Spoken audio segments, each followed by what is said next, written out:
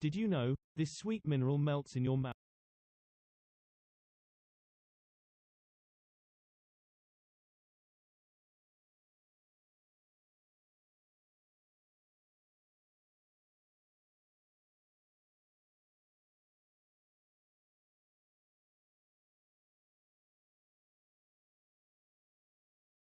And welcome to Scary Interesting.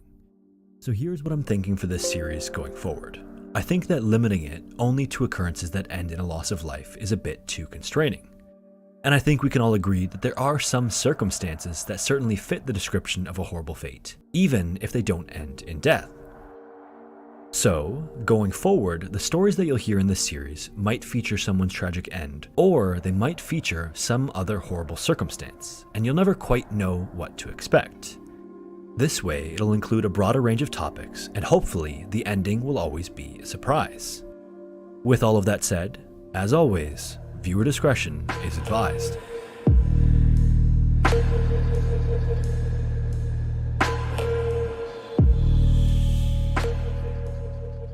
In the northeast section of Maryland is a small town known as Betterton. With a population of only 345 people, Betterton is a small coastal town that sits at the mouth of the Sassafras River and occupies an area of only a single square mile. Because it's such a small town, the town government consists of a single mayor and 4 council members. These individuals meet every second and fourth Tuesday of every month to discuss all things related to Betterton. In 1980, the town mayor was a woman named Monica Meyer. At 70 years old, Monica didn't have much else to do, and so she spent her time doing odd jobs around the town to help maintain it. One of these tasks that she regularly performed was testing and cleaning the water at the town's municipal facility. The job involved brushing the tanks and testing the water for chlorine and other sediments to make sure that the water was safe for the town's people. Almost every day, she'd drive up to the facility, bring in all of her equipment, clean and test the tanks, and then leave for the day. Early one Thursday morning, town engineer Carl Gustafson arrived at the facility where he worked part-time, overseeing its operation, and he noticed all of Monica's equipment was where she normally left it when she was going about her cleaning. He climbed up to the catwalk to where Monica normally went, thinking that she had gotten there early, but when he got to the top, he looked down and was horrified to see Monica's body floating face down in one of the 15-foot deep aeration tanks. It was clear that Monica was dead, and to make things even worse, the tank that she was in was filled with raw sewage. The liquid that she had fallen into was described as having the consistency of putty or quicksand, meaning that if you fall into it, not only is it insanely disgusting, you have essentially no chance of getting out on your own. Police were brought in to investigate, but they quickly ruled out foul play. It seems as though, unfortunately, Monica simply slipped as she was going about her normal cleaning and fell into the sewage tank below, where she ultimately drowned.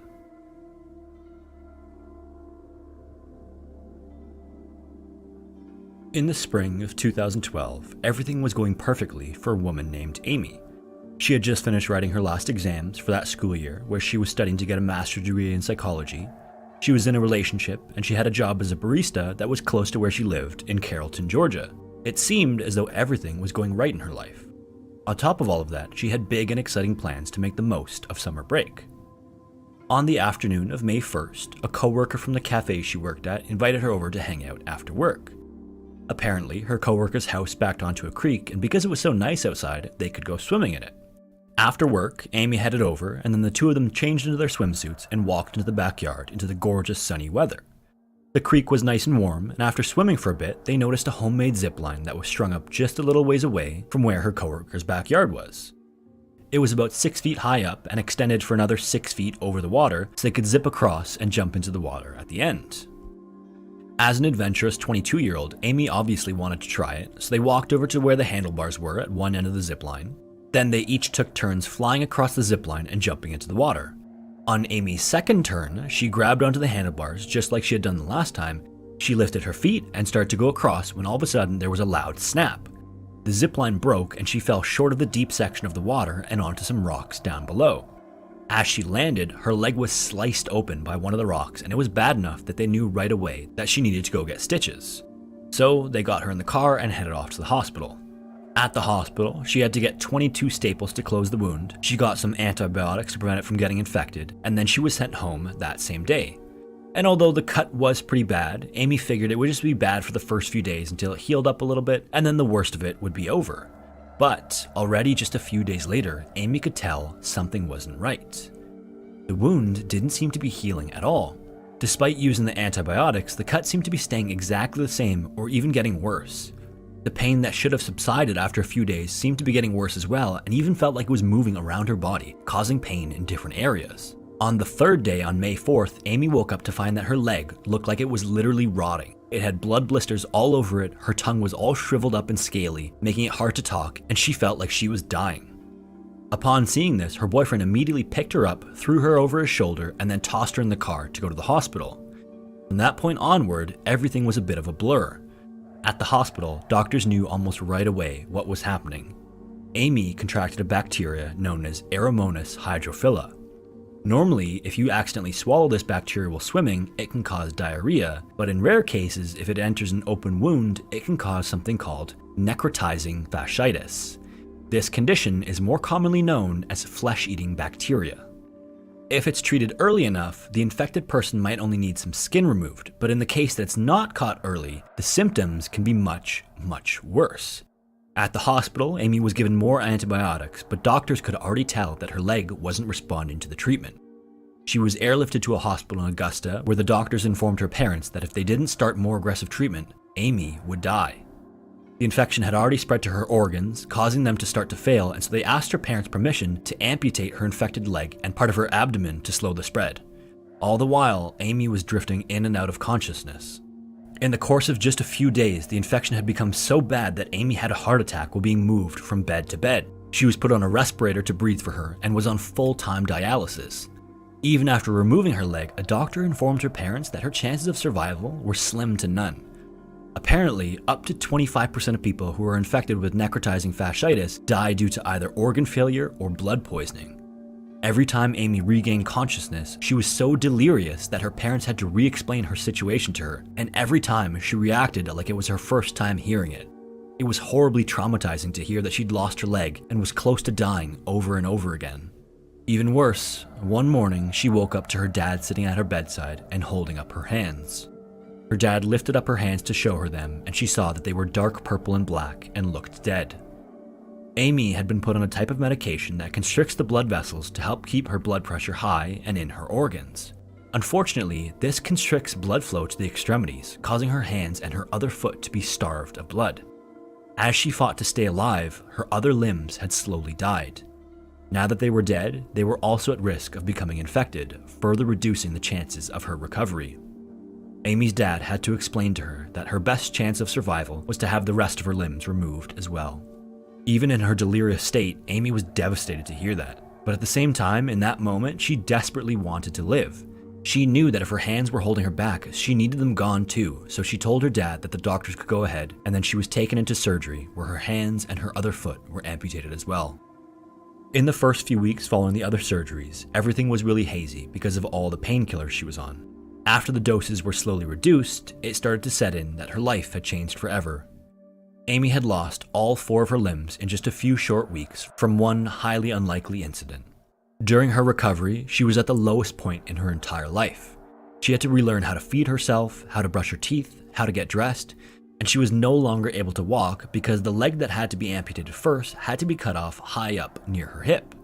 Her self-esteem was destroyed, she battled depression, and as she slowly tapered off the painkillers, she battled withdrawal symptoms as well. But things would steadily improve. Amy was determined not to be beaten by her circumstances. Slowly, she returned to normal life. She was fitted with a prosthetic that allowed her to walk. She went back and finished her master's degree, and she even started a non-profit for other individuals with disabilities like hers. Eventually, Amy would even go on to work at the rehab clinic she was in during her recovery. And since the incident, Amy has even said that she's the happiest she's ever been.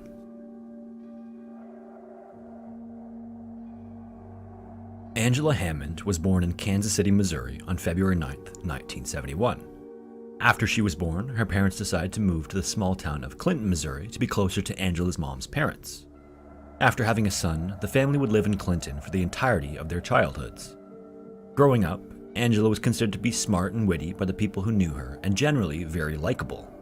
This led her to be quite popular all throughout school, She was also a very driven individual, and along with being really likable, everyone had a feeling that she was destined to do great things.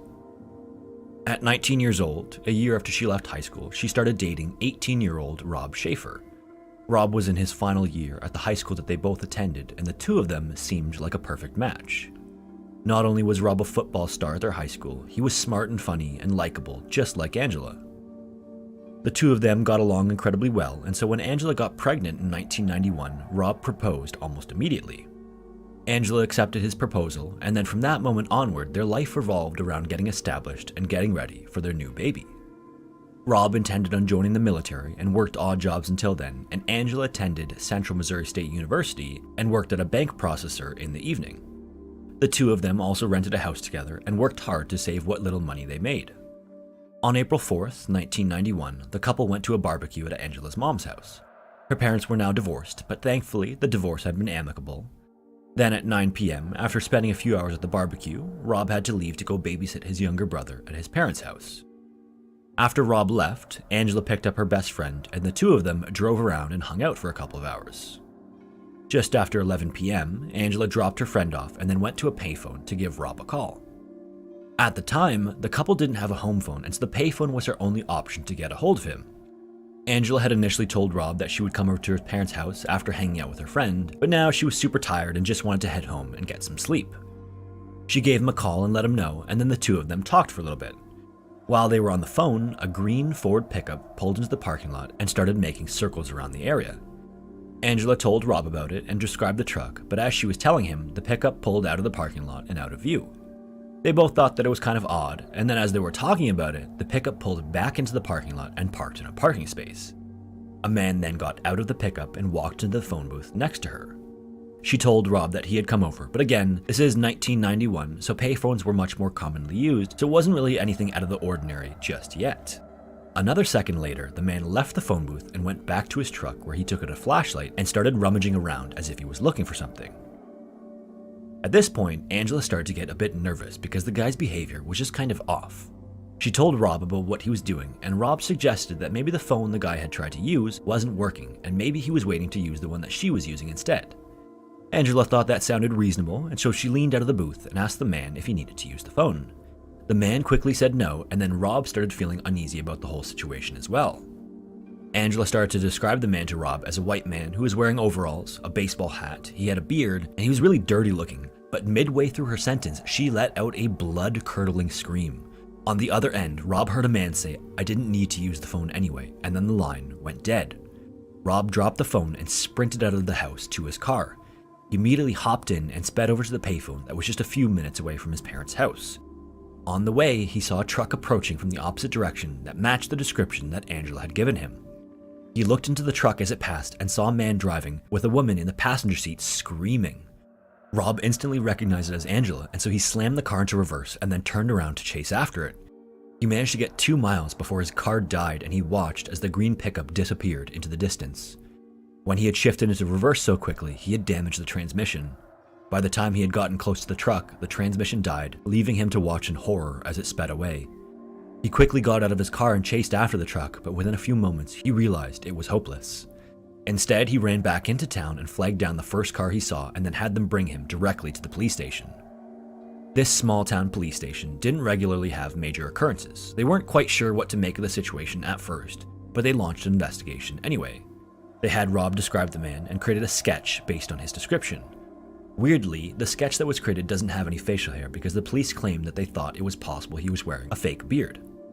Rob also described the truck the man was driving as a green 1960s or 1970s Ford pickup with a decal of a fish jumping out of the water on the back window. Unfortunately, the license plate was too rusted out to identify anything other than an X and a Y, giving the police very little to go off of. With so little evidence and an unusual story, police started looking at Rob as a suspect. He was given a polygraph test and passed, but police still found his story to be too unbelievable. They went to interview each of Angela's parents next, and each of them insisted that Rob adored her. Neither of them thought Rob had anything to do with her disappearance. His car was also found in the exact spot that he claimed it had broken down, and Angela's car was found in the parking lot where the payphone was, with her purse still inside. In addition, witnesses started to come forward, claiming to have seen a truck match the description with a woman screaming inside. Following these discoveries, Rob was cleared of any involvement, but in the meantime, he was frantic and desperate, looking for not only the love of his life, but the woman carrying his child. Angela's disappearance was devastating for Clinton. It seemed like the whole town was out and helping look for her, searching for any evidence and hanging flyers around town.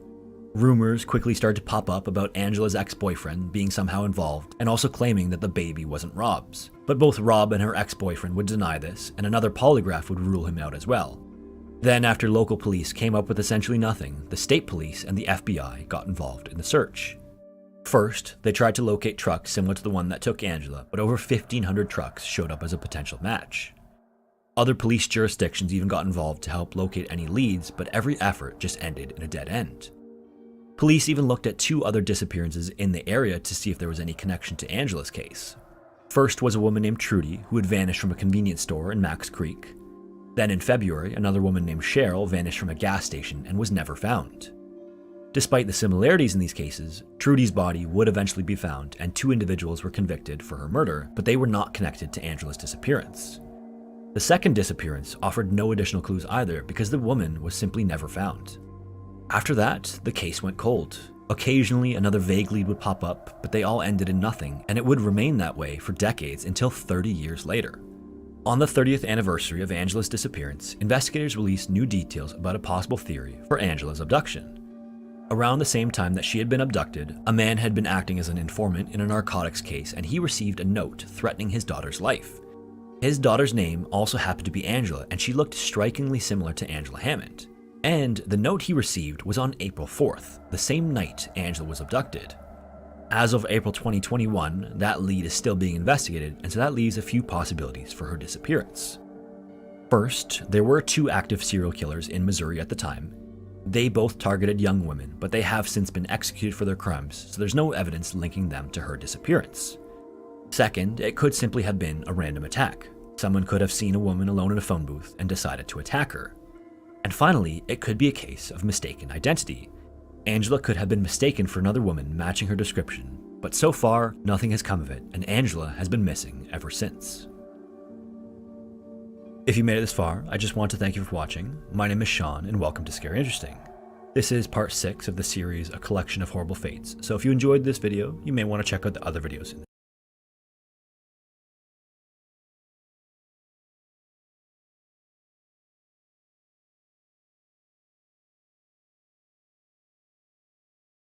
Hello everyone, and welcome to Scary Interesting. Although there are some among us that enjoy solitude more than others, humans are undoubtedly social animals. Occasionally, however, by some unfortunate circumstance, people have found themselves cut off from the rest of humanity for long periods of time in extreme isolation, that no one would choose if not for the fact that it was forced upon them. So today's video is going to feature 3 horrible fates that are directly related to the extreme isolation of the people in each story. The final story has an incredible twist that is both horrifying and hard to wrap your mind around. With all of that said, viewer discretion is advised.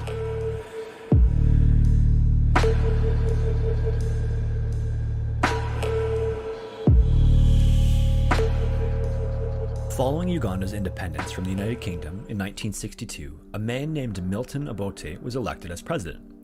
Unfortunately, under his rule, the country experienced a decline in the standard of living, corruption, factional violence, and the persecution of various distinct ethnic groups. Sensing the tension among opposing groups, Obote arranged for a purge of the opposition while he was out of the country. But by then, it was too late. Obote was overthrown in a military coup that put the infamous and brutal despot Idi Amin into power. Several years later, following the overthrow of Idi Amin, at the end of his brutal reign, the Ugandan people engaged in a civil war from 1980 to 1986 that would prove to be even more deadly for the Ugandan people. It's estimated that between 100,000 and 500,000 people were killed in the subsequent turmoil. Sometime during the 1980s, right in the middle of the conflict, John Sebunya was born in the small town of Kabongo. Not much is known about his childhood, other than the fact that his father was violent and aggressive and participated in the armed conflict of the Civil War as part of the rebel forces. When John was about 3 years old, his father brutally murdered his mother in front of him. It's unclear whether John ran off during the attack out of fear or was abandoned by his father following the attack, but what is known is that John was not seen again for a long time. About 3 years later, a woman was in the area looking for firewood when she came across a small pack of monkeys. As she was watching them, she noticed that there seemed to be something wrong with one of them because it had no tail. When she looked closer, she was shocked to realize that it was actually an oddly hairy child that had long hair covering his face and body. Following her discovery, she immediately went back to tell the people of her village, and then a group of them returned to where John was spotted to rescue him. But when they found him and tried to take him, he and the monkeys attacked the village people, throwing stones and sticks and trying to scare them away. They eventually did manage to rescue John and bring him back to the village, where he was found to be in really poor condition, suffering from extreme malnutrition. Even the food that they fed to him wasn't tolerated by his body initially and resulted in severe stomach issues for several days. They also found that he was infected by tapeworms that were several feet in length. John was soon adopted by the director of an orphanage, who spent the next couple of years teaching John to walk and talk again. When he was finally old enough and fluent enough, he was finally able to explain to them what had happened to him. After John found himself alone in the jungle, a colony of green monkeys found him and gave him bananas and sweet potatoes. Over time, he learned their gestures and sounds and even their mannerisms.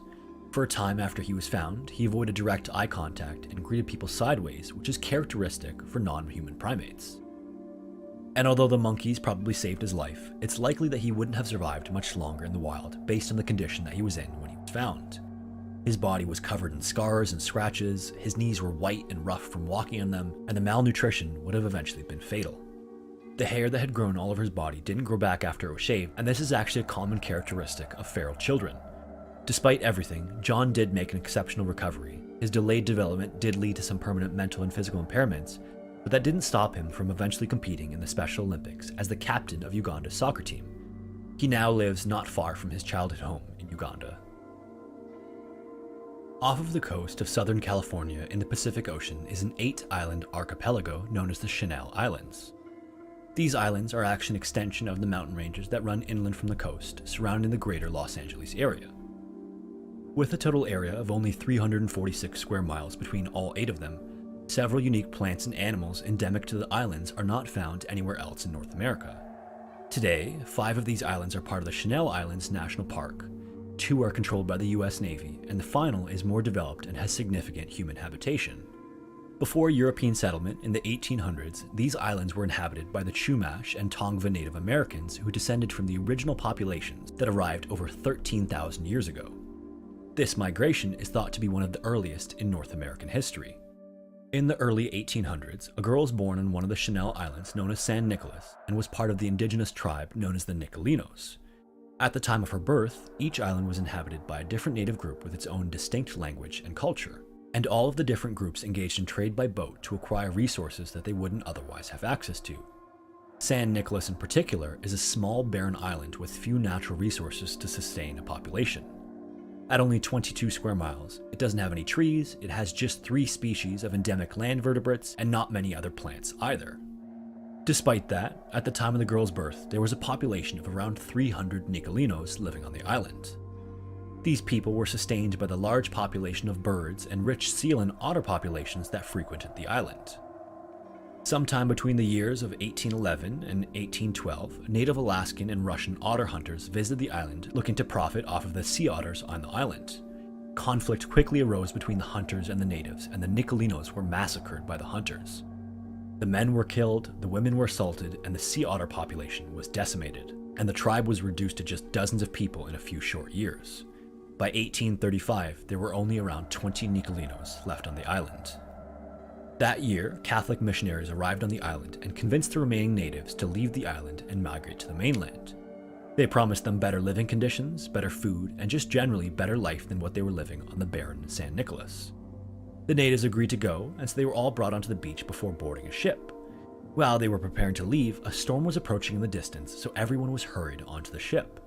Somehow, that same woman who was just a child when her people were massacred was missing from the group. But before they could get out and search for her, the crew and captain pulled up the anchor to leave because they didn't want the storm to smash the boat into the rocks along the coast of the island, leaving the woman alone on the island indefinitely.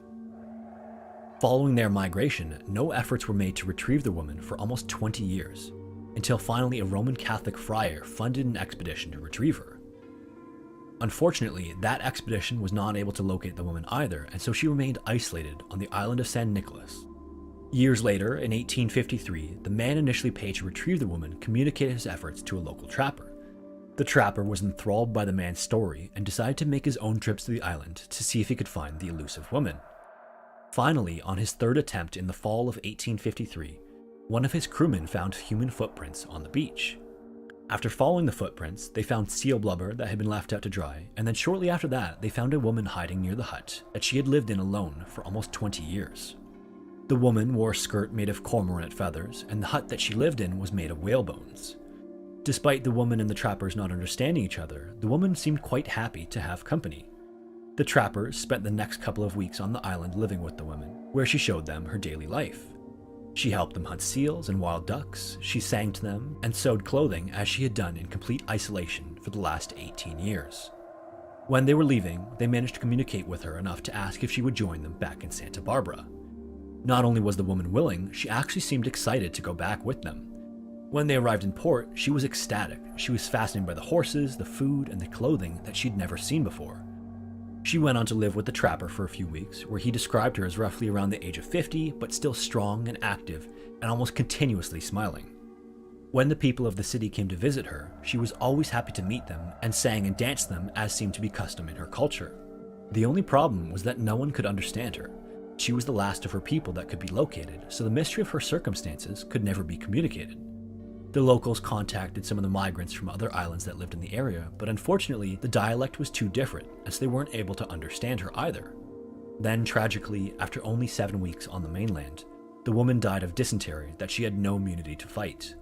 Before her death, she was baptized with the Spanish name Juana Maria. Unfortunately, her real name is not known, so Juana Maria is the name she is remembered by. Now, this is the version of events that's circulated for years, and there are many slight variations to the events that have been told. However, a paper published in 2016 tells a slightly different and potentially even more tragic version of the woman's story. Supposedly, the new evidence suggests that the woman was actually able to communicate with 3 or 4 of the migrants well enough to tell her story. Apparently, the woman stayed on the island because she stayed behind to care for her young son. The 2 of them lived on the island for years, living as her people had done, until one day, when the boy was out fishing, his boat capsized and he died in the water. He might have drowned, or he might have been killed in a shark attack, but unfortunately, those details are just not known. And so, as with her name, some of the pieces of her story are simply lost to time, along with the rest of her people and her culture. One day, a boy was born in a medium-sized city of around 50,000 people. The city he was born into was on the southern tip of a large island with gorgeous weather. The summers were warm but not humid, and although the winters got cool, they rarely dropped below freezing and got little to no snow. When the boy was 17, he traveled to another country to work for a trading company, and then when he was 18, he enlisted in his country's infantry. This was a great moment for him and his family because his country had a strong honor culture that emphasized duty and loyalty. While the boy was trained as an intelligence officer in the commando unit for his country, a massive war had broken out that his country was a part of.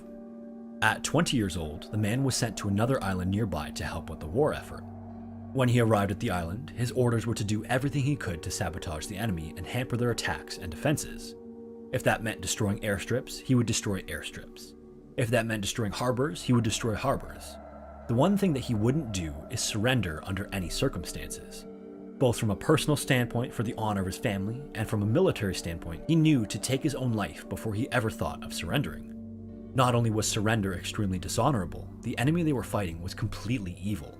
If you were caught, you'd be tortured, they'd trick you and lie to you, and even extract information about your family, and then your family would be tortured as well. Shortly after being deployed to the island, the man joined the rest of his countrymen stationed there. Unfortunately, the men he was with outranked him and gave him orders that prevented him from carrying out the missions as his command had intended. Shortly after that, the enemy invaded the island with a brutal attack, and all but the man and 3 of his countrymen had either died or surrendered.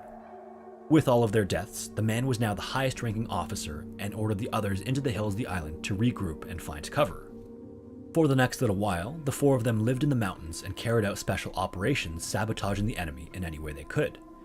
They attacked storehouses, they engaged in shootouts with the local forces, and just generally caused chaos wherever they went. About a year after they arrived on the island, one of the soldiers had just killed a cow for food and happened on a leaflet that seemed to say that their country had surrendered to the enemy forces. More specifically, the leaflet read, "War ended August 15th, come down from the mountains." The 4 soldiers studied the leaflet closely and concluded that it had to be an enemy trick.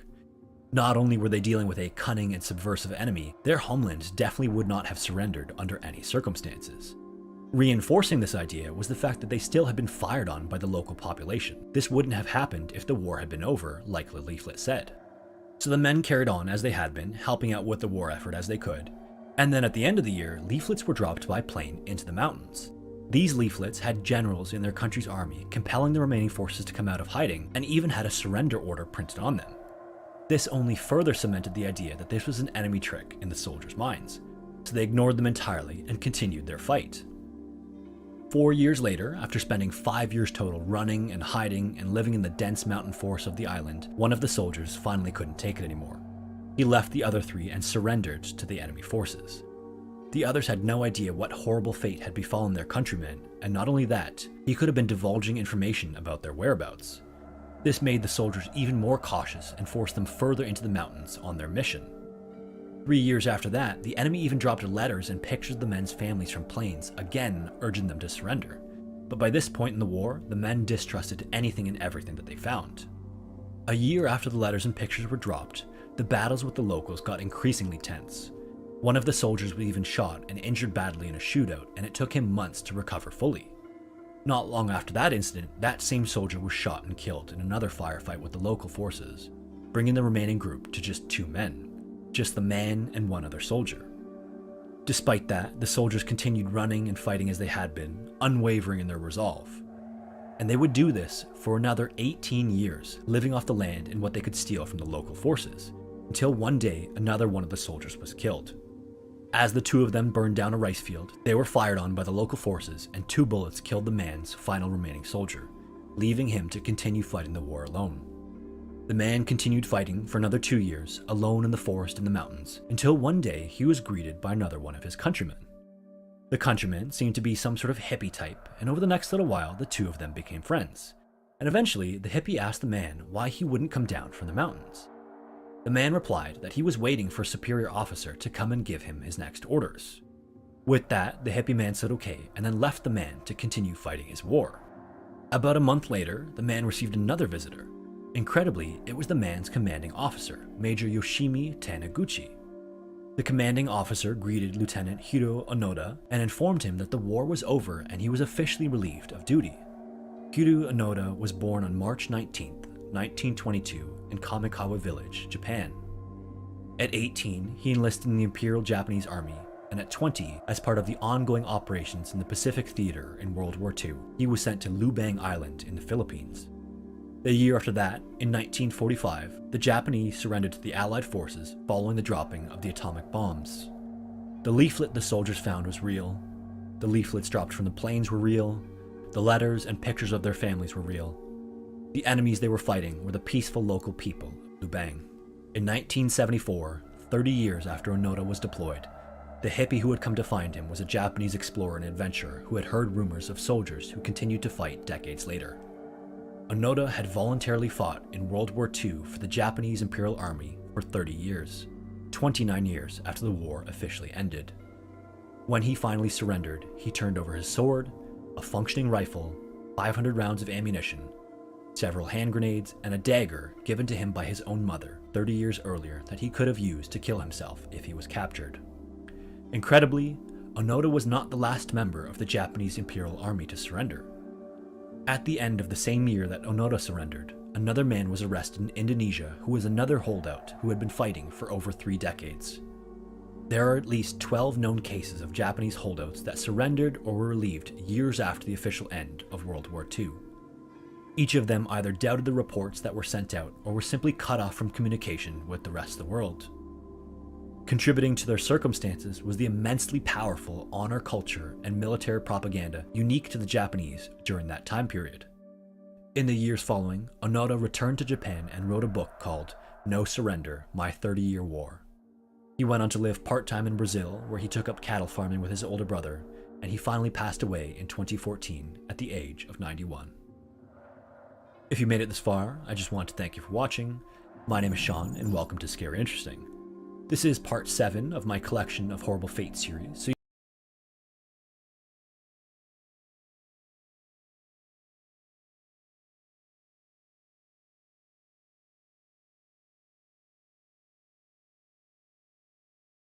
Hi, I'm Dr. Hilary.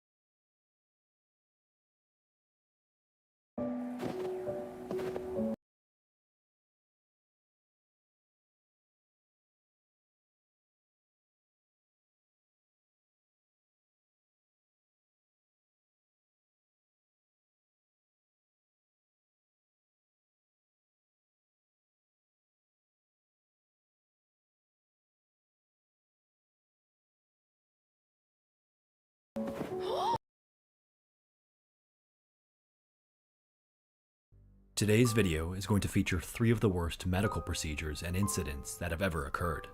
Before you continue, I want to warn you that these stories are very sad and very disturbing. Viewer discretion is advised.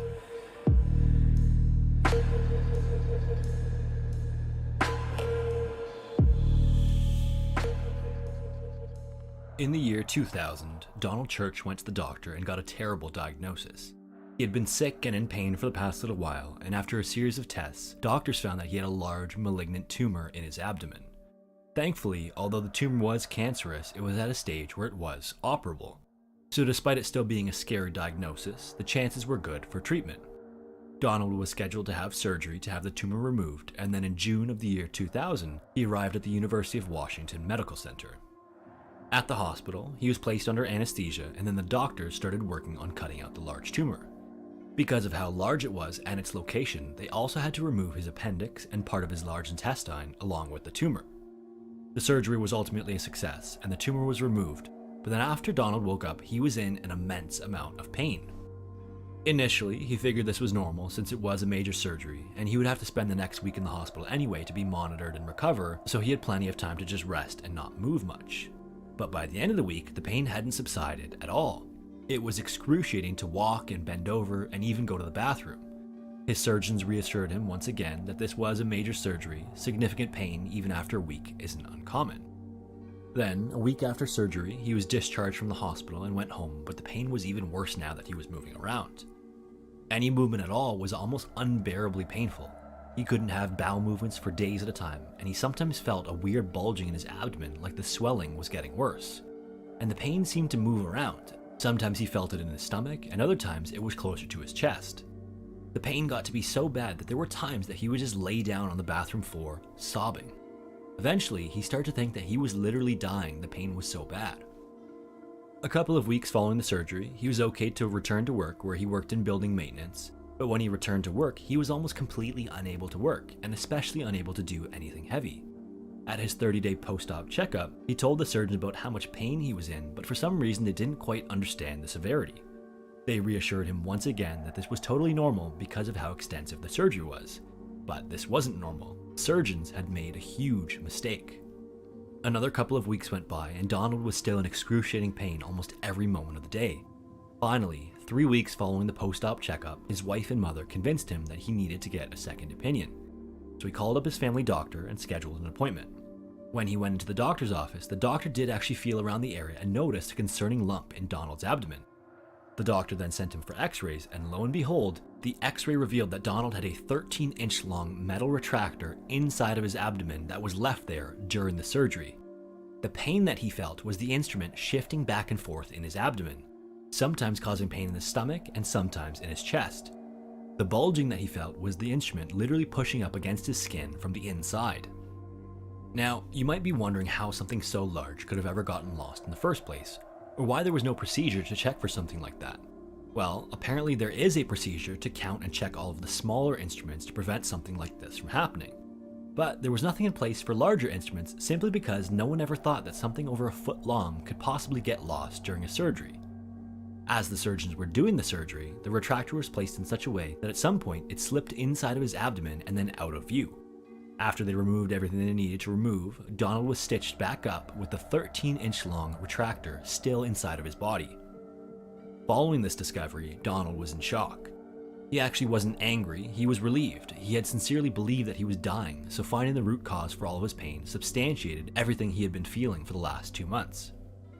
A few days following the x-ray, he returned to the hospital and finally had the 13-inch retractor removed from his body. The hospital and operating team would take full responsibility for the mistake, and Donald was awarded $97,000 in damages for his suffering. Following the mistake as well, new policies were enacted to count all of the instruments, including the larger ones, to ensure nothing like this would ever happen again. And although this was a horrifying experience for Donald, this policy has slowly been adopted nationwide to reduce the likelihood of it happening to anyone else.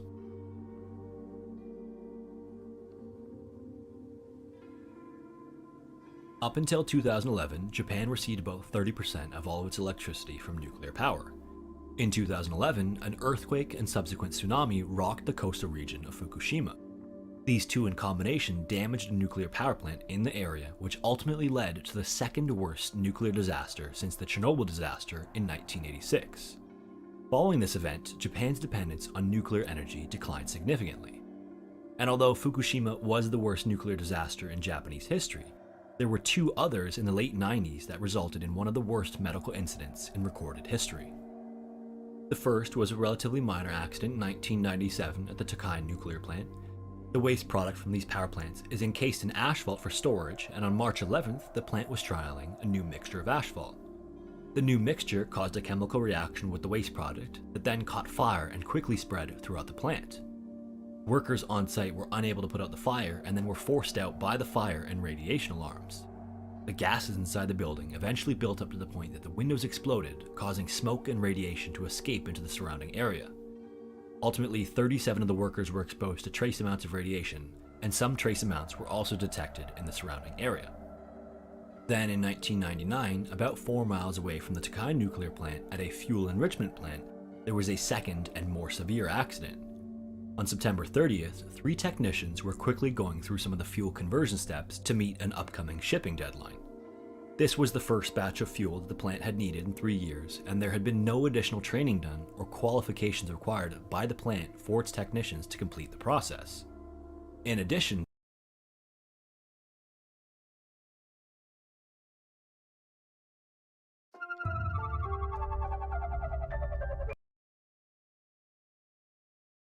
hello everyone, welcome to Scary Interesting, and welcome to another collection of horrible fates. The stories you're about to hear are strange and disturbing, even for this series. So as always, viewer discretion is advised.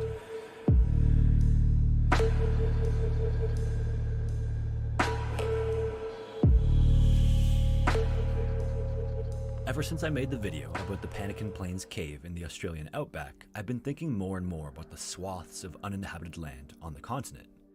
In Canada, we have sort of a similar situation. A large portion of the Canadian North is uninhabited simply because it's essentially inhospitable. It's a dry desert tundra that's just cold instead of hot like the Australian outback. Now, in thinking about this, I started to wonder about the crocodile populations in Australia and how far their range extended. It seemed unlikely that they could survive in the desert, but maybe they would line the coasts the entire way around. I was surprised to learn that they actually only inhabit the northern edge of the continent, but in that area, there are as many as 100,000 saltwater crocodiles and a further 100,000 freshwater crocodiles. Most rivers in the north of the country have an average of 5 crocodiles for every kilometer of river, but the Mary River has as many as 15 per kilometer. The larger and more aggressive saltwater crocodiles are up to 7 meters or 23 feet long, and despite it being sparsely populated in the north, crocodiles kill 1 to 2 people annually in Australia on average. Part of the reason for this is that crocodiles are incredibly patient and stealthy predators.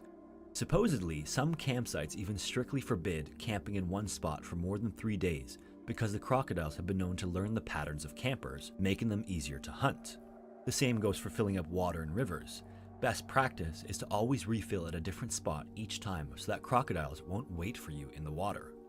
Several years ago, a man named Charlie was living solo in the Australian outback on a property that he had spent building over the course of a decade. This property was his own perfect hideaway in the water. It was in a beautiful little bay, and it was completely isolated from the outside world. It was so isolated, in fact, that he had to have a buddy come and pick him up every 4 or 5 months that he could go into the city to get supplies.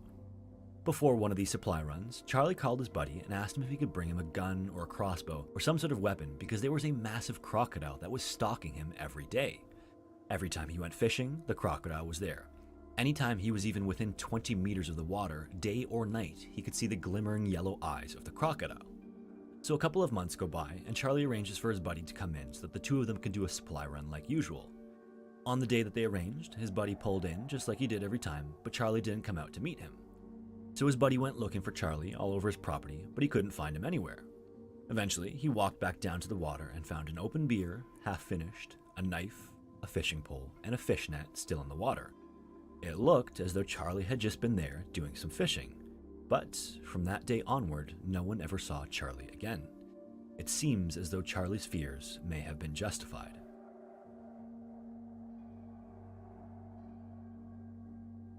Throughout history, the amount of political power given to the Emperor of Japan has varied from a ceremonial symbolic role to that of an actual imperial ruler.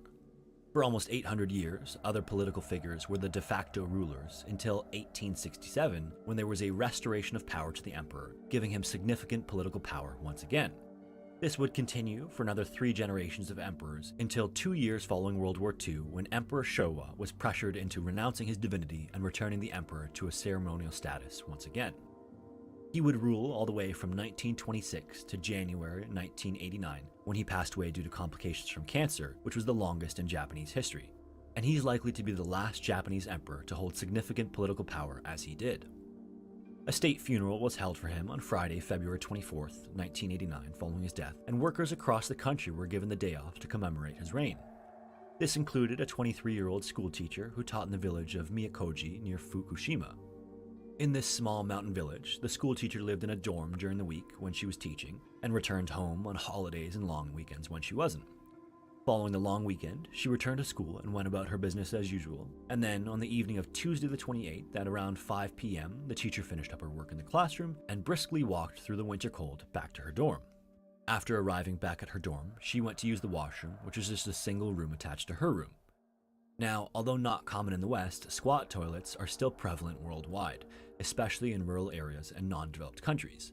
These typically have an opening that you squat over with a septic tank underneath. Then there's another opening on the other side of the tank, leading outside that's accessible to be pumped out regularly, just like a normal septic tank. The toilet attached to her dorm happened to be one of these squatting toilets, and when she went to use it this time, she happened to look down and saw a shoe at the bottom of the tank. This immediately freaked her out because she was the only one to have access to that washroom, so she went outside to check the pipe leading out of the tank. When she opened the lid, she screamed and ran off to call someone for help because there was a leg visible in the human waste in the septic tank. One of her colleagues called the police, and police quickly identified that it was a man who was either deceased or unconscious. Looking into the pipe, they could see that he was lying on his back, his knees were up by his chest, he was shirtless, and he was hugging his neatly folded shirt. He was also barefoot, but only one of his shoes was found inside the tank. It was resting up against his head, almost directly underneath the opening of the toilet portion of the tank. This meant that his line of sight was almost directly underneath the toilet opening. If all of this wasn't already weird enough, police couldn't get him out without breaking the toilet because the opening leading in from the washroom was just 8 inches across, while the opening leading out was just a round pipe that measured 14 inches across. Firefighters had to be called to excavate the pipe from the ground, and then it even had to be cut open from there. After they finally got him out, it was clear that the man was dead and the body was almost frozen solid. The body then had to be washed thoroughly of waste twice before an autopsy could be performed. Hopefully, this might be for what had happened.